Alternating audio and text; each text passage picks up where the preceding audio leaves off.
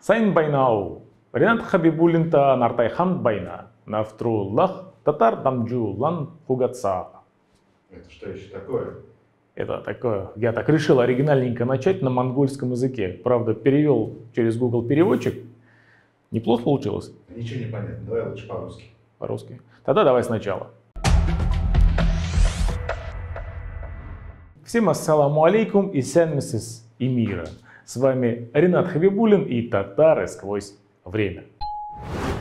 Дойдя до периода Золотой Орды, мы вкратце ознакомились с началом ее истории и получили представление о том, до каких земель простирались границы улуса Джучи.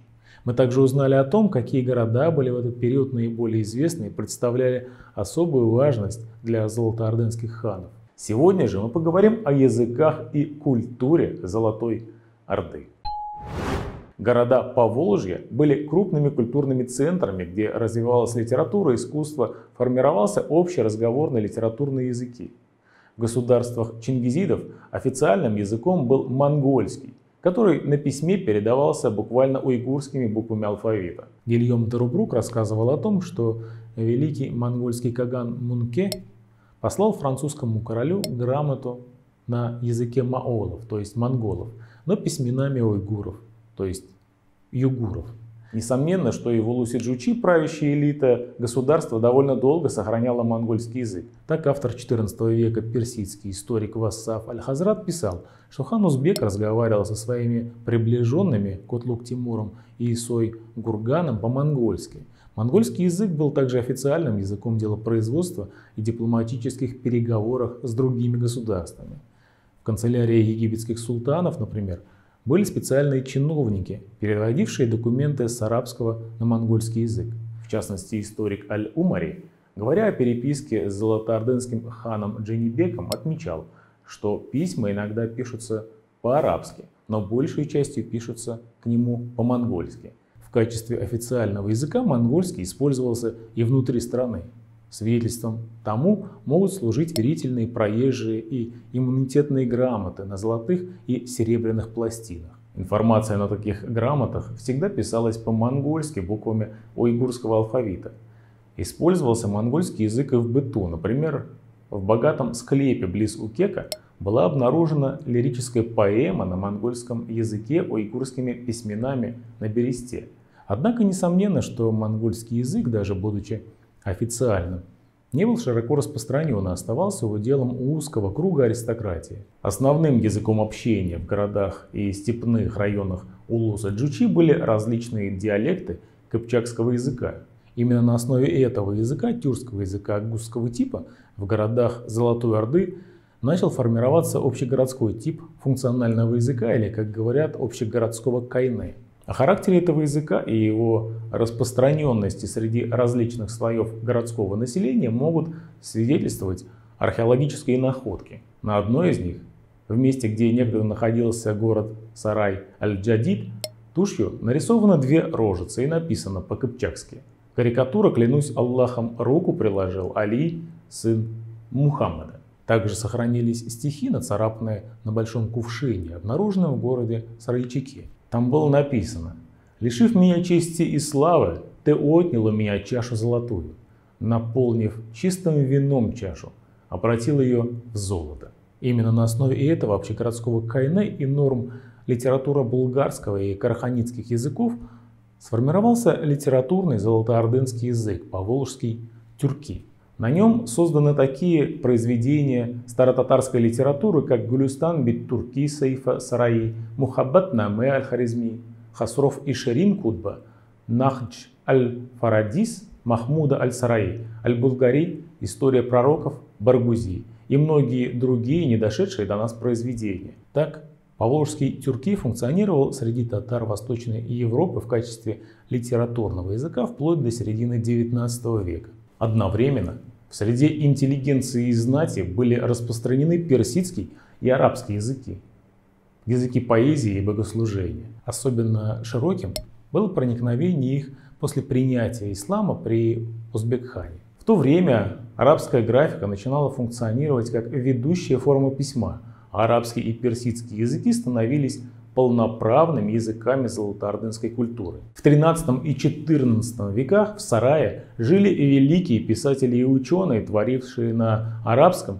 и персидском языках, например, шейх Саад ат-Тафтазани, написавший ряд книг по риторике и праву, знаменитый имам Мухтар ибн Махмуд аз-Захиди, Фахих ибн Базази, и все они были высоко оценены современниками. Золотоордынская цивилизация – это яркая страница истории мировой культуры. В Золотой Орде был создан пышный стиль, который складывался в результате творческой активности практически всех народов, входивших в состав улуса Джучи. Кроме общего фона домонгольских культур, имеющих развитый образный язык, основанный на мусульманских или евразийских кочевых традициях, в культуре улуса Джучи нельзя не видеть центральноазиатские и дальневосточные элементы материальной и художественной культуры. Наиболее ярко чингизидские традиции проявлялись в культурном круге социально престижных изделий, являвшихся принадлежностью и отличительной чертой военнослуживой знати. Это видно в крое костюма, поясной гарнитуре, предметов оружия, конского снаряжения и других аксессуаров. Все это пышно декорировалось благородными металлами, драгоценными камнями и самоцветами, чеканной гравировкой, полихромной росписью и резьбой с растительными, геометрическими, зооморфными, антропоморфными и арабесковыми изображениями и орнаментами. Многие изделия, вышедшие из-под рук золотоордынских творцов, являются подлинными шедеврами искусства и на сегодняшний день по достоинству занимают место в экспозиции и фондах ведущих музеев мира, как в России, так и за рубежом. Разумеется, полностью единой эта культура не была, поскольку изначально являлась строго социально ориентированной. Однако в начале XIV века, по мере роста городов в улусе Джучи, в Поволжье, пышно распространялась новая урбанистическая восточно-средневековая культура. Это проявлялось в культуре поливных чаш и мозаичных панно на мечетях, изысканности орнамента, каллиграфии, персидских стихов и мусульманской духовной учености. Распространилась эта культура в среде арабских звездочетов, толкователей Корана, математиков и астрономов.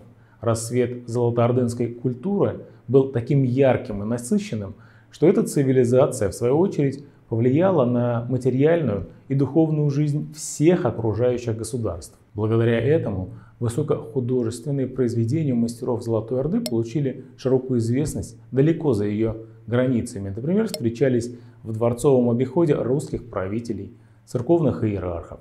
Более того, по мнению искусствоведов, они оказали заметное влияние, особенно в области художественной обработки металла и ювелирного дела, на творчество средневековых мастеров в соседних и дальних странах, в частности русских и западноевропейских.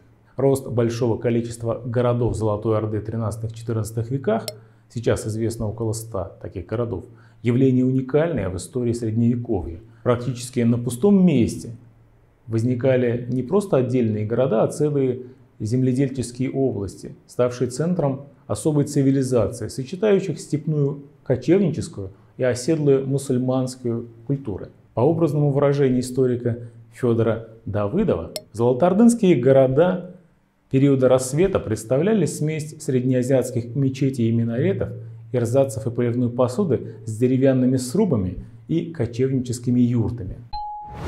Несомненно, что кроме чисто экономических причин важнейшую роль в появлении и стремительном росте Сарая и других городов сыграла ханская власть. Возникнув как административно-политические центры, вокруг которых селились аристократия, города довольно быстро стали ядром хозяйственной жизни и были связаны с централизацией, переработкой и перераспределением стекающихся со всех концов Орды продуктов и богатств. Обслуживание знати стало мощным импульсом, которому обязаны города бурным подъемом экономической и культурной жизни в конце XIII и в первой половине XIV веков, то есть в период наивысшего могущества правивших здесь ханов. Такая тесная связь с центральной властью стала, однако, гибельной для городской жизни в условиях кризиса и разложения империи. Теряя постоянные источники сырья и богатств, города начинали быстро истощаться и приходить в упадок.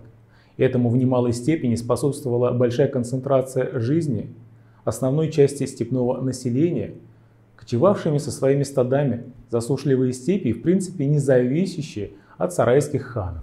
Поэтому вместе с ослаблением централизации власть перемещается из городов в кочевые орды, которые становятся средоточием политической и военной мощи.